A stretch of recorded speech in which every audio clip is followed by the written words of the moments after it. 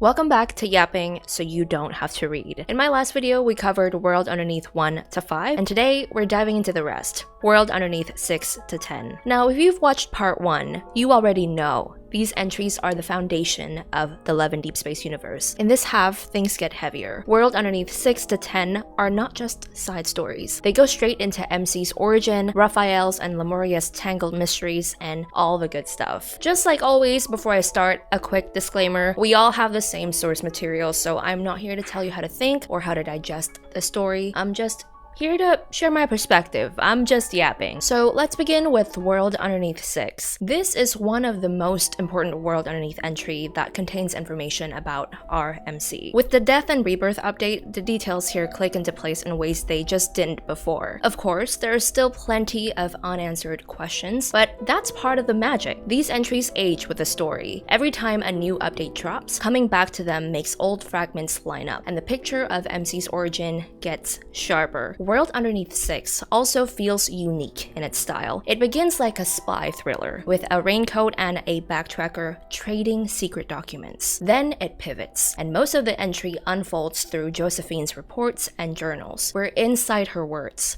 her perspective, her guilt, her attempts to justify what she's doing to Subject 001. These are cold, clinical reports written while MC was still under observation in the Gaia Research Center before the coronavirus catastrophe. There are only 4, but together they give us the earliest glimpse of MC's existence. At this point, she doesn't even have a name yet. She's just Subject 001, a nameless child treated as a vessel for energy. With the context we've gained from the early main story and the Death and Rebirth update, it's clear these 4 reports are only a fraction of Josephine's work. She wrote far more than we're allowed to see here. In the main story, Zayne is entrusted with some of her documents to eventually pass on to MC, and Sylus even hints at having read them himself, calling her Little Bomb, a nickname that comes straight from Josephine's notes. What this entry gives us isn't the full picture, but it's enough to show the beginnings of how Ever and the Gaia Research Center studied and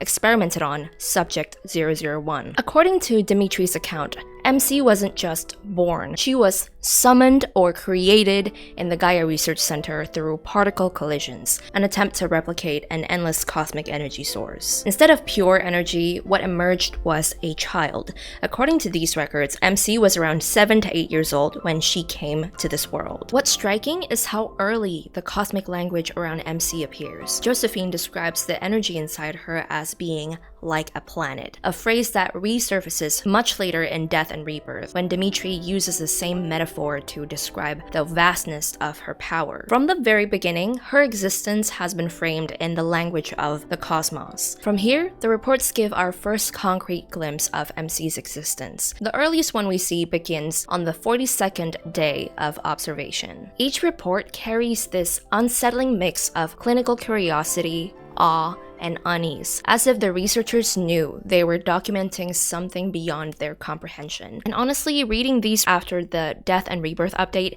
makes the horror land so much harder. What they described as experiments were really just executions on repeat. They would lock a child in a glass chamber, suffocate her until she stopped moving, and then wait like vultures to see if her heart would reignite. When it did, they reset and did it all over again. What stands out in Josephine's words, though, is that they're not purely cold reports. Moments of guilt seep through. Hesitation, sweaty palms, the fear that MC might not wake up. You can feel her attachment growing, almost maternal, even as she continues signing off on these tests. That contradiction, the scientist and the guardian trapped in the same person, makes some of the things she said in her reports feel unsettling. I honestly don't know how to feel about her, because at the end of the day, she participated. She approved the suffocation of an 8-year-old child again and again just to test resurrection. Even though later in the story she sheltered MC, gave her fleeting moments of kindness, and became her family, it doesn't change the fact that in the beginning, she was torturing her. MC was experimented on for a total of 49 days. In that short window, the researchers witnessed phenomena that defied everything everything they knew. MC's ability to resurrect became their obsession. Every time they pushed her to the brink, the same thing happened. She would die, and then the ether core in her heart reignited her, and every single time she came back, her memory would reset. And here's the disturbing part. All of this only stopped because the catastrophe hit. If that disaster didn't happen, they would have kept running these experiments on her endlessly. According to Josephine's notes, MC disappeared for a couple of days in the chaos, and we know fragments of what happened during that gap. Sylus helped her escape and left, and then Xavier found her and saved her, and then she ended up in the shelter with Caleb before eventually being found again by Josephine. But there are still unanswered pieces. One of the biggest mysteries is the eye that appeared, the one connected to the ether core in her heart. It's also in these reports that the researchers make a critical decision to name the unknown substance in her heart the ether core. To them, it was something entirely new, beyond anything humanity had ever faced, or so they believed. If you've been following the earlier entries or even my last video, you'll know that there are plenty of signs that ether cores and protocores have been around much longer. The real question is why the Gaia Research Center thought they were making a first discovery, when in reality, this power had surfaced before. The simplest answer is that most of the researchers,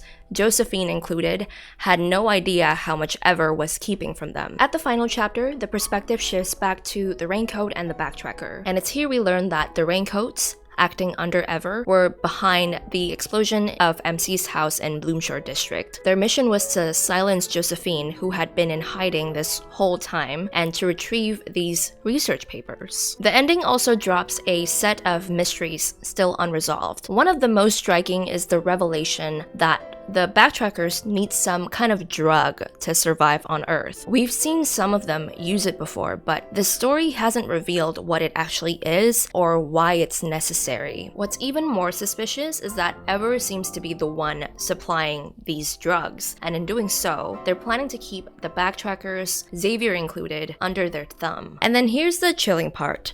Ever isn't just monitoring MC, they're waiting. Their goal is to weaponize her evil. By routing Xavier's evil through her, they want his light blade to answer to her hand, so that she, in the end, becomes the blade Ever wields. Next is World Underneath 7. This entry feels lighter in tone compared to the others. It's one of those entries that's just straight up fun to read. Not only is it hilarious, but it gives us a peek into Unicorn's team dynamics, their little bets and their little shenanigans. You guys, they got a group chat called Spilling Tea. Are you kidding? I want to be in there. Can you imagine all the tea? Imagine Tara sharing to everyone how she spent the night at Captain Jenna's place.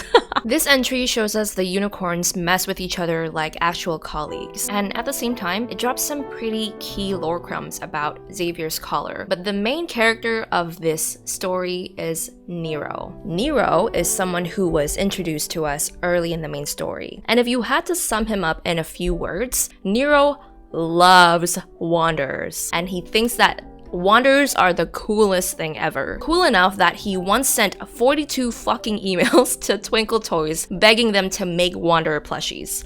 And you know what? I think he's onto something. Maybe not plushies, maybe like wanderer figurines. That would be cool as hell. I would spend money on that. On screen, he's portrayed as the resident Lumiere fanboy, and that absolutely continues here. So in that little group chat, the unicorn team makes a bet. Whoever loses has to pay for afternoon tea and cover the fees. And they're betting that Nero won't show up at the team building event that night.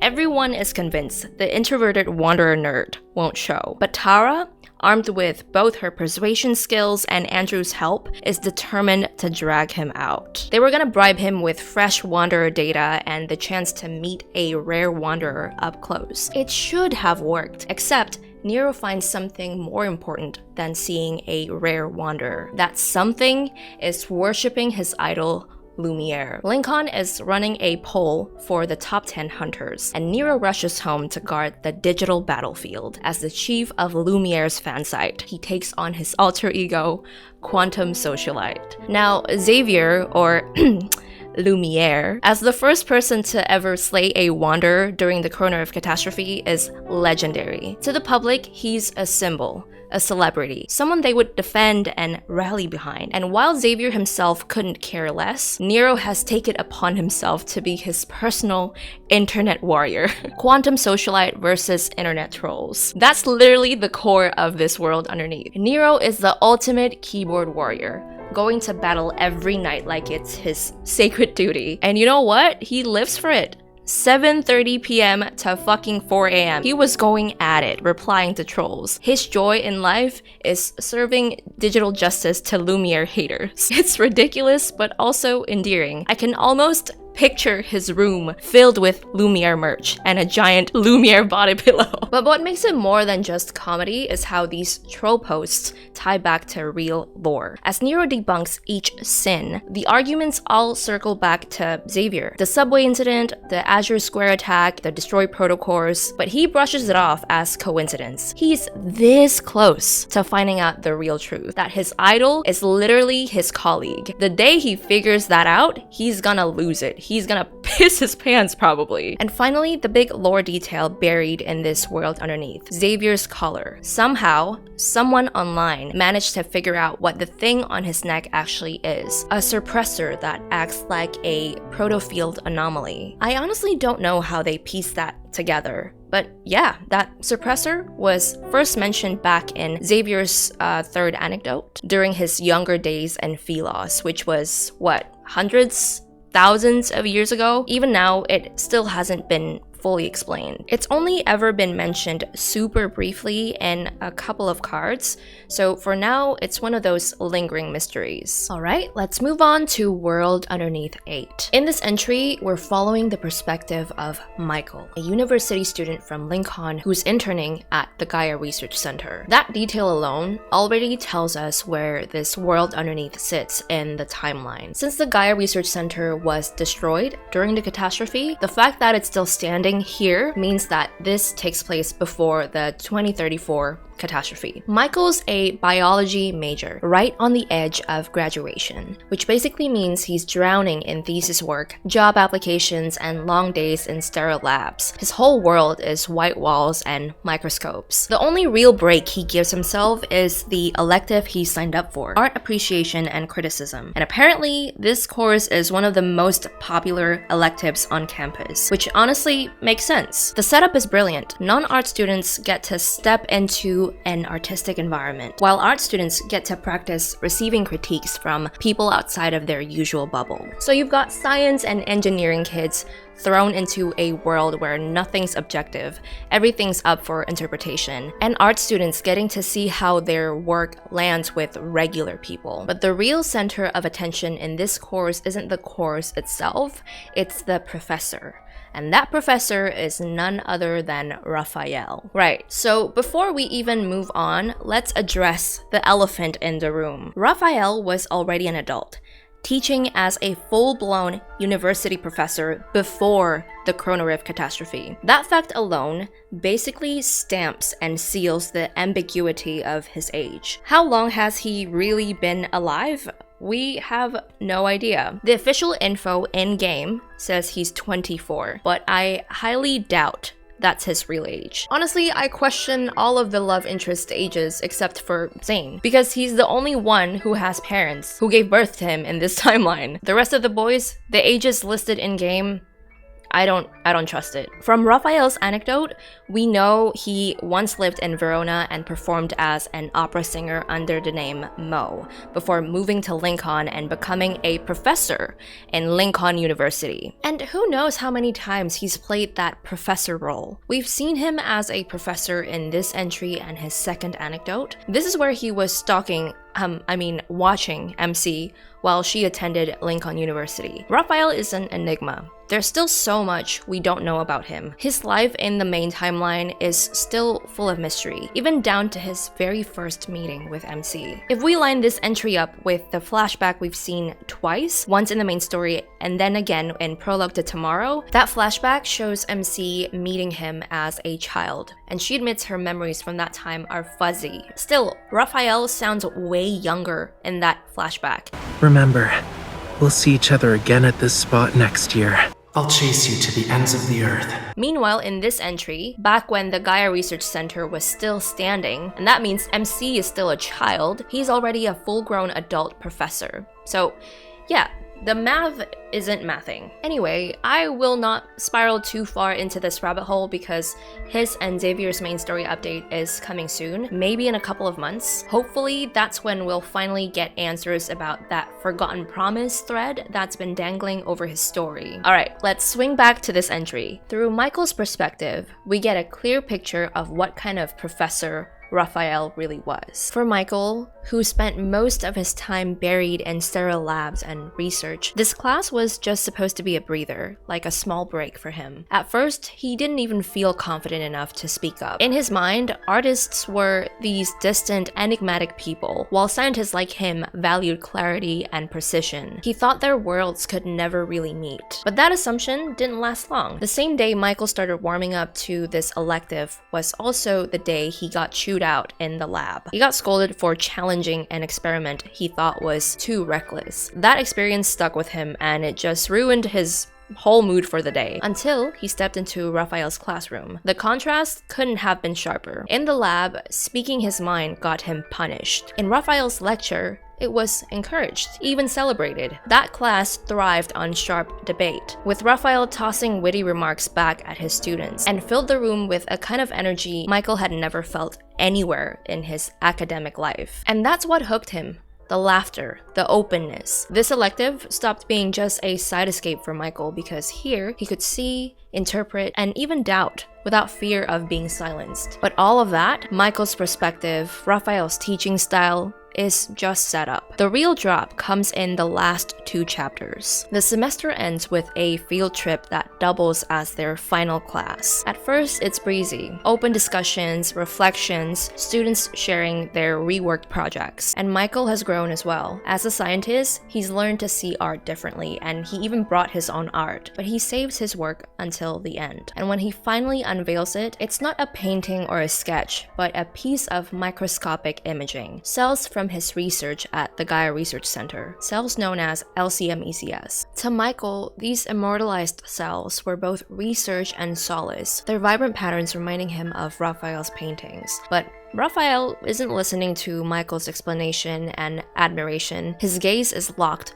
not on the image, but on the name. He knows exactly what LCMECS stands for: Lemurian Cardiac Microvascular Endothelial Cells. Okay, quick real-world science detour. CMECS are the cells that line the smallest blood vessels of the heart. Immortalized cells, like LCMECS, are altered to divide forever. That makes them invaluable for research. The most famous real-world example of immortalized cells is HeLa cells, taken without consent from a woman back in 1951. These cells are still alive and dividing today, and they've been a cornerstone of modern medicine, even playing a role in developing the COVID-19 vaccine.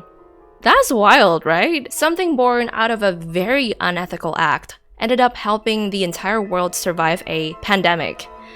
Not sure how to feel about that. Anyway, let's leave real-world bioethics aside and come back to the lore. In Rafayel's third anecdote, a Lemurian describes how they drew his blood and took his scales over and over. I think this is obvious that this is Ever. Connect the dots and it's hard to avoid the conclusion. Ever wasn't just studying Lemuria, it's very possible that they dismantled it. The hints are everywhere. Human remains holding protocore weapons underwater, the creation of LCMECS, Michael's line here about Lemuria being long gone, and then the writers dropped that question immediately after: how could life still exist? That duality is not random. It is intentional. The ruins humans found in 2034 are not the beginning of Lemuria's fall, they're the aftermath. So if Ever is responsible, the question isn't just how they destroyed Lemuria, but when? Was it decades before the catastrophe? Or has the exploitation stretched back centuries? And if Ever has been meddling that long,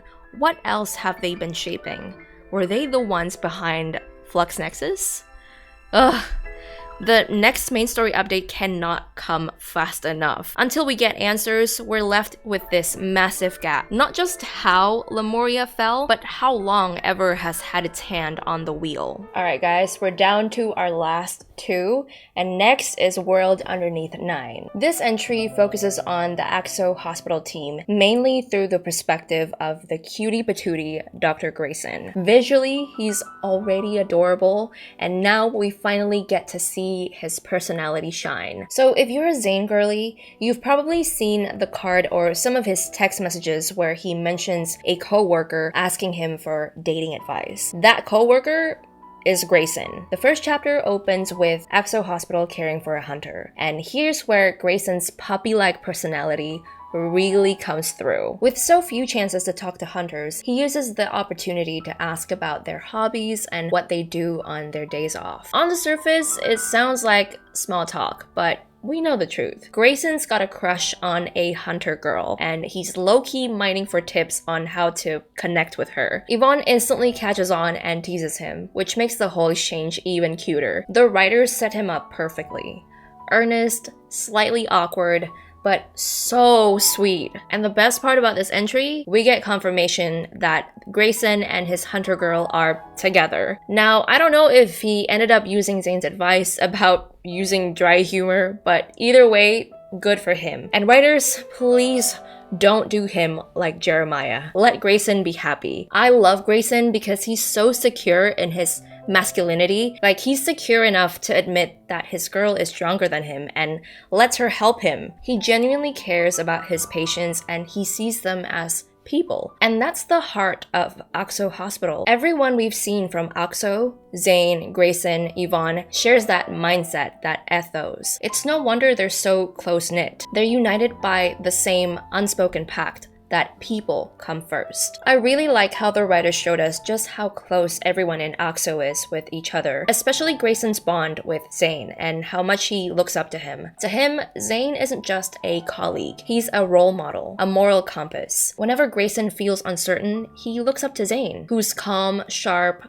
stoic, yet deeply caring. Grayson admires him so much, it makes him feel small at times, inspired but also insecure. But still, he trusts Zayne enough to confide in him. But alongside the character moments, the writers also drop 2 big mysteries here. First, Grayson uncovers a troubling trend in the annual Hunter Association's health exams. More hunters are showing signs of type Y protocore syndrome than ever before. This condition hides metaflux across multiple organs, stays hidden for years, and by the time it's detectable, it's too late. And in this entry, it's made clear that there's no cure for this. But if you've read Unicorn's Operation Tanakali, you'll know there's a sliver of hope, the cauliflower, identified as a crucial ingredient for the treatment of this disease. But the fact that Grayson discovered this trend means that hunters are vulnerable. The cure is rare. And that kind of detail isn't just thrown in for fun. And I'm very curious to see where they're gonna go with this. Second, we get the mystery of the plant in Zayne's office. An Arctic hunter recognizes it as the velvet snow plant, which only grows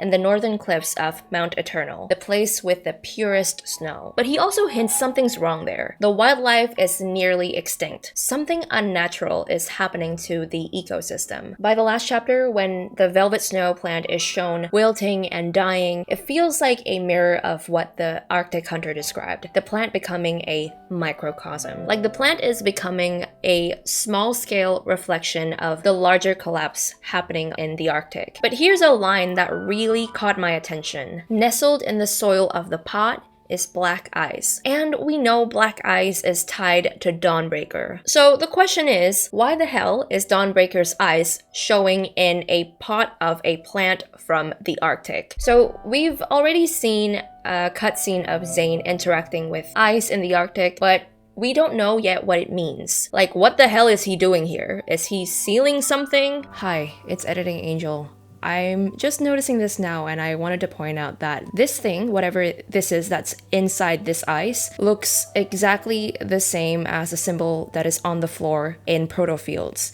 And it's the same exact symbol as the flux nexus. That's it. I just wanted to point it out. I'm not gonna go too much into it because I've already talked about this symbol in one of my previous videos, so you can go watch that if you're curious about what I found. Alright, well, continue with the video. What exactly is happening there? Whatever it is, the writers clearly want us to start putting these puzzle pieces together, and I don't think it's gonna be pretty. Alright, we're down to our last one, World Underneath 10.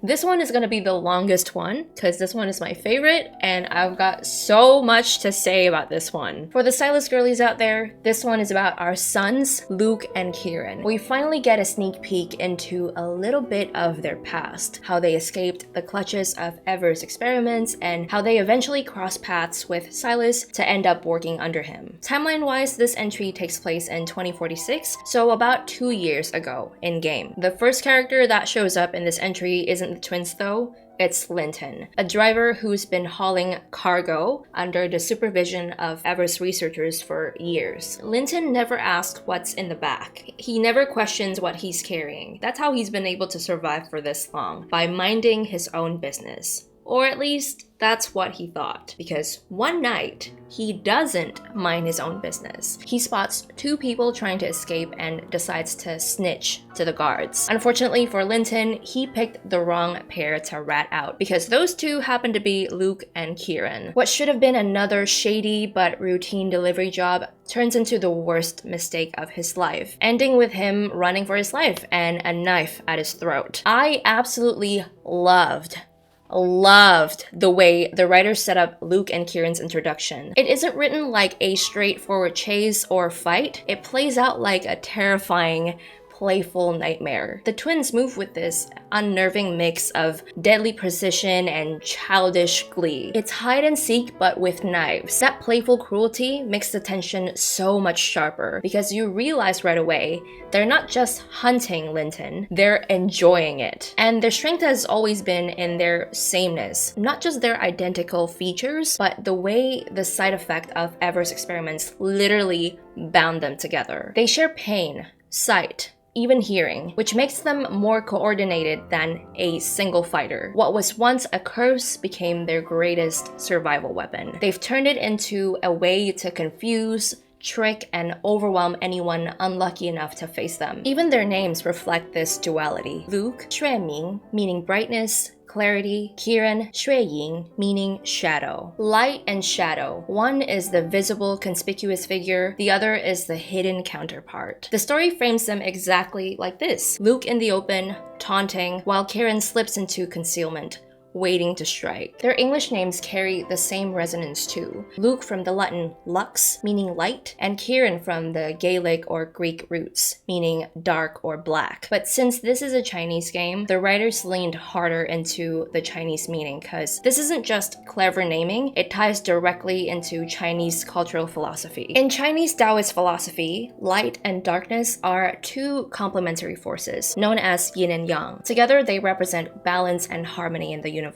They naturally complete each other. Neither can exist without the other, just as their combat style depends on that exact push and pull. One drawing the eye, the other striking from the dark. But here's where the story twists into something heavier. Through the records of Ever's experiments, Luke and Kieran discover their prognosis: 3 months. That's how long they were expected to survive before the rejection in their bodies turned them into Alterums. In Ever's eyes, they were not people, they were failed test subjects destined for the disposal site. On the surface, the twins laugh it off.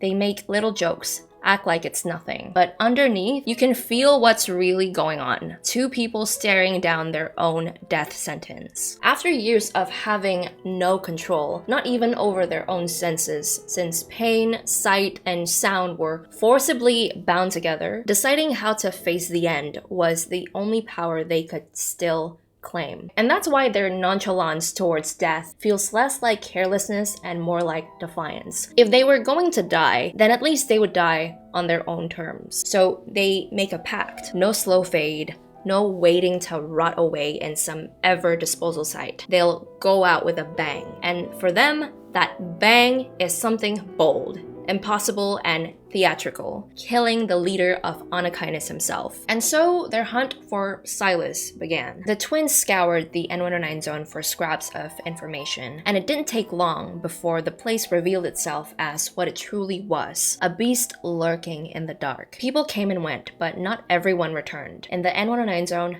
death was not an if, it was a when. And everywhere they turned, they heard rumors about the shadowy figure who ruled it all, Sylus. Outrageous rumors painted him as everything from an 80-year-old to the son of a stock market tycoon to a literal cannibal who ate his enemies. Except for his business partners and the people who work for him, no one in the N109 zone knew what he looked like. He's almost like an urban legend. After weeks of watching and waiting, the twins finally caught sight of him on the rooftop of the Solon Hotel. They spied from the shadows as Sylus demonstrated his evil, reducing a grown man into nothing but dust. And the most chilling part wasn't the power itself, it was Sylus's expression, utterly unmoved, bored even. That first impression burned itself into them. To Luke and Kieran, Sylus wasn't just strong, he was a predator perched at the very top, so far above everyone else that even killing had lost its thrill. And somehow, that combination of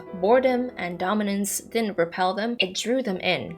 It fascinated them. And that's not the only thing that left them fascinated. When they finally got the chance to try and assassinate him, their greatest weapon, their sameness, failed. For once, their mirrored movements, their seamless coordination, their tricks, none of it worked on Sylus. He saw straight through them. And on top of that, he dismissed it all with a single word: boring, and he left them alive. For Luke and Kieran, that was almost offensive. Their methods had never failed before. For the first time in their short, chaotic lives, they had met someone they couldn't overwhelm. And that only made them want to push harder. Which brings us to their final attempt, the fighting arena Anakinus had been planning to take down. This time, they knew better than to face him head-on. Violence alone would not work, so they chose deception instead. They pledged their oath to Sylus, and to sell that lie, they went all in. They slaughtered everyone in the arena, Anakinus members included, until only the 3 of them remained. When Sylus ordered them to fight each other, they even turned their blades against themselves, putting on a performance that masked their real intent, waiting for the perfect chance to strike. The irony is, Sylus saw right through them. He knew their combat was just facade. But in the middle of all of this, all 3 of them learned something about each other. They were more alike than they thought. They were thrill seekers. For Luke and Kieran, every heartbeat in that arena was pure adrenaline, their bodies practically vibrating at the idea of clashing with someone so terrifying and powerful. They're waiting to see what the living weapon would do next. And Sylus, instead of being annoyed, he found himself intrigued by their persistence. He was almost asking himself, what's going through the heads of these weaklings? Why are they so reckless? But what drew him in even more wasn't just their bravado, it was the bond beneath it, the way their pain and movements were inseparably fused. That bond showed itself most clearly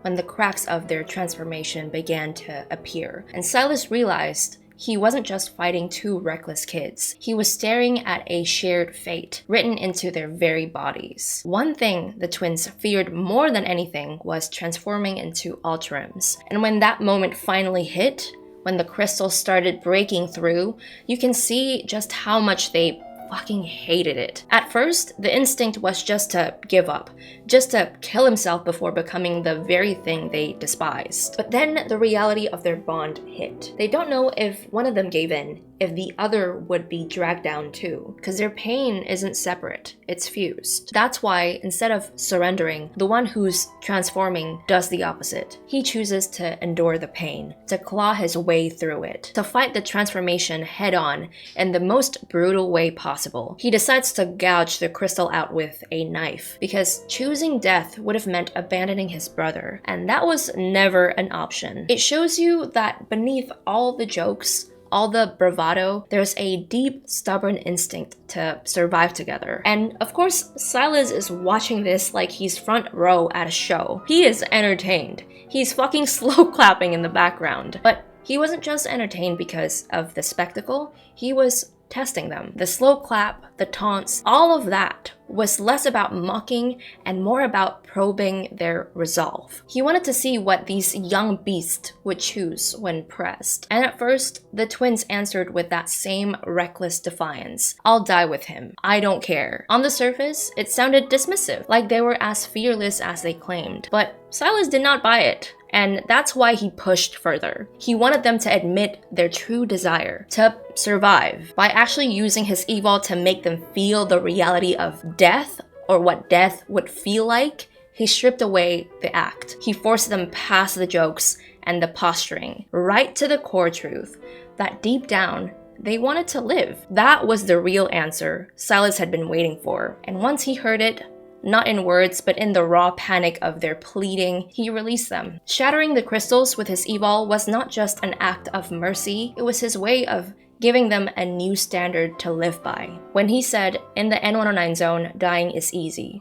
Staying alive, now that's the real proof of strength. The way the writers described him saying it might sound teasing on the surface, but I honestly think those are the best words you can say to people who have been through hell. For the twins, who had spent their entire lives treated as disposable experiments, those words must have cut deeper than anything else. It was a challenge, an invitation to prove themselves, not through reckless death, but through survival. And I'm gonna be real with you guys, this was the exact line that really made me fall in love with Sylus's character. And also, trigger warning, I'm gonna talk about unaliving. If you're sensitive to that type of topic, you can skip ahead. But as someone who used to struggle with and have attempted, I have such a weakness for characters who are written this way. Not the ones who glamorize death, but the ones who turn survival into its own kind of rebellion. There's something profoundly moving in that.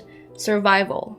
Staying alive as meaning, as resistance, as the sharpest proof of will. And whenever I come across well-written characters who have this philosophy, I almost always instantly fall in love. They're like a reminder that sometimes the bravest thing to do isn't to go out in a blaze, but to keep walking through the fire and come out alive. The next time Luke and Kieran meet Sylus, they are not there to kill him anymore. They tell him straight up that they want to stick around, not out of loyalty yet, but out of curiosity. Since they couldn't kill him, they wanted to see if anyone else can. And I love that Sylus didn't dismiss them. He doesn't need followers, but the twins are not offering obedience. They're offering persistence, the one thing that actually intrigues him. And from there, you can really trace their evolution. Because remember, this world underneath takes place 2 years ago. Back then, their mindset was still thrill-seeking, wanting to circle Sylus just to see if he'd ever fall. But after 2 years with him, it's different. They've stuck around long enough to see through the scariness, to realize that beneath all that predator energy, Sylus is also someone who saved their lives. And after 2 years, their dynamic has changed. Just calling to let you know that we cleaned up at the nest.